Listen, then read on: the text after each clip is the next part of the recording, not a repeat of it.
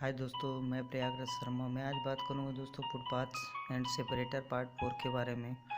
Ministry of road transportation and highway में इसके बारे में जो डिटेल्स दी हुई हैं दोस्तों, तो आज हम उसके बारे में डिस्कस करने वाले हैं। तो आप इसमें देख सकते हैं स्क्रीन में जॉइंट्स के बारे में बताया गया है दोस्तों। जो हम प्रीकास्ट कंक्रीट के ब्लॉक्स लगाते हैं तो उनके बीच में जो जॉइंट्स प्रोवाइड करते हैं, कंस्ट्रक्शन जॉइंट, तो उनको किस प्रकार से फिलअप किया जाता है और उनके जो ग्रेडिंग, जो सीव साइज क्या रहते हैं, मटेरियल का साइज क्या होना चाहिए। तो उसके लिए दोस्तों ग्रेडिंग क्या होना चाहिए, तो उसकी ग्रेडिंग जो है आप देखेंगे सेक्शन 400 में दोस्तों। तो उसके बारे में डिटेल से बताया गया और कहा गया कि the joint shall be filled with sand passing a 2.35 mm size with the gradings as in table 400-17। तो दोस्तों कहा गया है कि जॉइंट को भरने के लिए 2.35 mm आकार से आकार 2.5 mm की साइज का पासिंग मटेरियल्स हम यूज करेंगे। सैंड के साथ हम जॉइंट को भरेंगे। जैसा कि इसमें टेबल 400-17 में जो ग्रेडिंग्स दी गई है, उन ग्रेडिंग्स के अनुसार हम 2.35 mm के साइज का मटेरियल लेंगे और जॉइंट्स को फिलअप करेंगे, सैंड मटेरियल लेंगे दोस्तों। तो 2.5 से पासिंग मटेरियल्स हम यूज करेंगे इसमें, और जो टेबल्स में सीव दी गई हैं तो उसी के हिसाब से उसकी ग्रेडिंग्स रहेगी। तो ग्रेडिंग्स इसमें बताया गया है कि आई एस सीव साइज जो दिया गया है इसमें 2.36 mm में 2.36 mm में दोस्तों 100% पासिंग होना चाहिए, और 1.18 mm की सीव में 90 से 100% पासिंग मटेरियल्स होना चाहिए। 600 माइक्रोन की सीव में 60 से 90% पासिंग मटेरियल्स होना चाहिए।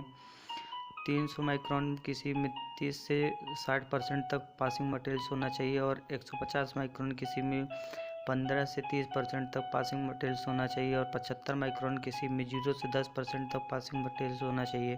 तो जो सैंड की हम ग्रेडिंग्स लेंगे दोस्तों, ये ग्रेडिंग्स और ये सीव साइज का ग्रेडिंग्स का मटेरियल्स लेंगे दोस्तों, और उसको जॉइंट में भरा जाएगा, फिलअप किया जाएगा जॉइंट को ये मटेरियल के द्वारा। इसके बाद दोस्तों इसमें बताया गया कि the bedding sand slightly moist, the moisture content being about 4%, the bedding sand shall be compacted by vibrative plate compactor। तो दोस्तों इसमें कहा गया है कि जो हम सैंड का बेड बनाएंगे तो थोड़ी नम होगा, और नमी की मात्रा लगभग 4% तक उसमें मॉइस्चर कंटेंट मिलाया जाएगा। और बेड की जो रेत का बेड बनाएंगे हम, तो रेत के बेड को वाइब्रेटिव प्लेट कंपैक्टर द्वारा कॉम्पैक्टेड किया जाएगा।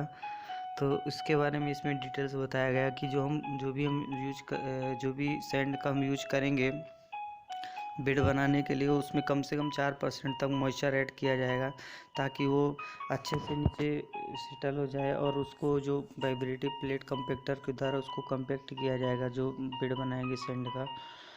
और इसके बाद दोस्तों इसमें कहा गया कि the block shall be laid to the levels indicated on the drawings and the pattern directed by the engineer. The surface tolerance shall be ±10 mm with respect to the design level. The block shall be embedded using a hammer. तो दोस्तों कहा गया है कि ब्लॉकों को drawings पर दर्शाए गए लेवलों और इंजीनियर द्वारा निर्देशित पैटर्न के अनुसार रखा जाएगा, और डिजाइन लेवल के संबंध में सतह की जो सहनशीलता है प्लस माइनस, मतलब सरफेस टॉलरेंस जो है इसमें ±10 mm होनी चाहिए। जो हम सरफेस टॉलरेंस रखेंगे तो वो ±10 mm होना चाहिए टॉलरेंस में, और ब्लॉक को हथौड़े का उपयोग करके अंतः स्थापित किया जाएगा। और जो ब्लॉक्स हम लगाएंगे तो उनको हैमर के द्वारा हल्का उनके ऊपर प्रेशर देकर उनको बढ़िया से सेट किया जाएगा फुटपाथ पे। तो इसके बारे में दोस्तों इसमें कहा गया है। इसके बाद इसका जो हम मेजरमेंट करते हैं तो उसके बारे में इसमें डिटेल्स दी गई है दोस्तों की क्लॉज 410.4 में मेजरमेंट फॉर पेमेंट के बारे में बताया गया कि भुगतान के लिए मापन किस प्रकार से किया जाता है, माप फुटपाथ और सेपरेटर का। तो दोस्तों इसमें कहा गया कि footpaths and separators shall be measured in square metre between inside of curves. The edge restraint block and curves shall be measured separately in linear meter. The items pertaining to the drainage shall be measured separately। तो दोस्तों इसमें कहा गया है कि जो फुटपाथों और विभाजकों मतलब सेपरेटर को अंदर के कर्बों के बीच वर्ग मीटर में मापा जाएगा, स्क्वायर मीटर में मापा जाएगा, और एज रिस्टेड ब्लॉक और कर्व को लीनियर मीटर में अलग अलग मापा जाएगा। तो उनको लीनियर मीटर में मतलब पर मीटर के हिसाब से मापा जाएगा, जो अंदर की तरफ रिस्टेंड ब्लॉक लगे होंगे। और जल निकासी के से संबंधित जो भी उसमें ड्रेनेज प्रोवाइड किया गया है उसको अलग अलग मेजरमेंट लिया जाएगा। तो इस प्रकार से इसका मेजरमेंट किया जाएगा दोस्तों कि जो फुटपाथ और सेपरेटर जो रहेंगे, जो कर्ब के अंदर साइड अंदर के कर्बों के बीच में उनको स्क्वायर मीटर में मापा जाएगा, और जो एज रिस्टेन ब्लॉक हैं उनको कर्ब एज रिस्टेन ब्लॉक और कर्ब को लीनियर मीटर में अलग अलग मापा जाएगा। और जो इसमें ड्रेनेज प्रोवाइड कराते हैं तो उनको भी अलग अलग सेपरेटली उनको मापा जाएगा। जल निकासी से संबंधित सभी मदों को अलग अलग से मापा जाएगा।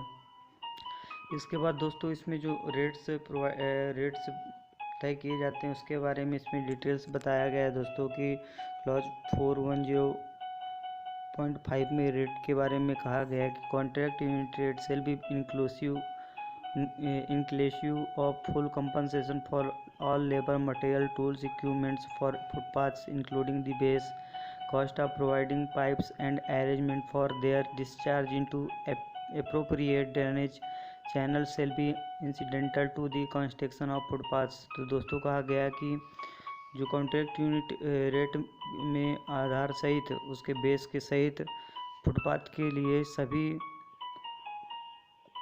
सभी लेबर, मटेरियल, उपकरण, इक्विपमेंट के लिए पूर्ण मुआवजा शामिल होगा, और पाइप उपलब्ध कराने की लागत जो है वो उचित जल निकासी जो पाइप लगाने की लागत है और जल निकासी के लिए तो चैनलों में तो उनके निर्वहन की व्यवस्था फुटपाथ के निर्माण के लिए वो सभी उसमें शामिल किया जाएगा पेमेंट में। कॉस्ट जो उनकी कास्ट होगी, जो उनकी लागत होगी, पाइप उपलब्ध कराने की लागत और उचित जल निकासी चैनलों में उनके निर्वहन की व्यवस्था की लागत फुटपाथ के निर्माण के लिए वो सब कुछ उसमें उनका पूर्ण भुगतान किया जाएगा यूनिट रेट के हिसाब से, कॉन्ट्रैक्ट यूनिट रेट के हिसाब से, जैसा कि कॉन्ट्रैक्ट यूनिट रेट में बताया गया दोस्तों। तो इस प्रकार से हम